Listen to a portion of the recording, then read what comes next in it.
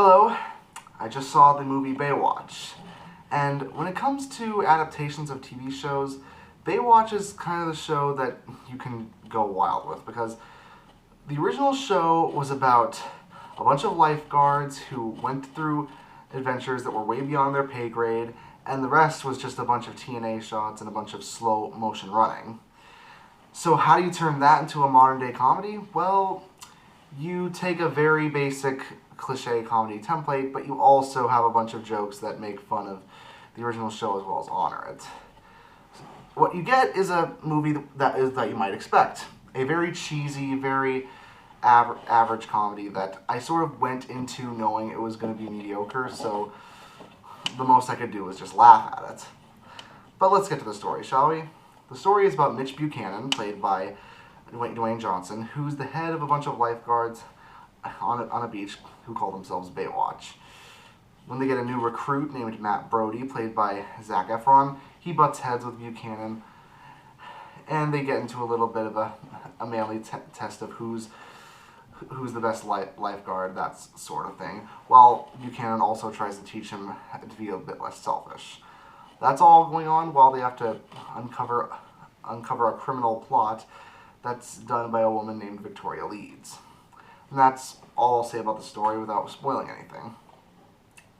Now, as you might expect from the trailers, Baywatch completely embraces the original TV show's tone. It's very cheesy, it's very cliche, it does a lot of the things you'd expect from a comedy in the modern age. There are quite a few jokes about male genitalia, even one regarding a dead person's genitalia. I definitely didn't need that many jokes regarding that. And the jokes themselves are kind of hit and miss. Some near the beginning and throughout some parts in the middle are legitimately funny, even if they are filled with a ton of references, pop culture references abroad. Heck, Dwayne Johnson even calls Zac Efron's character High School Musical at one point, and I'll admit, that got a chuckle out of me. But other jokes, like the ones about the genitalia and the ones about certain jiggling parts of the female form, are a bit more cringeworthy. But like I said, I went into the movie knowing it was going to be mediocre, so I more laughed at the film rather than with it. But I think that's what they were sort of going for.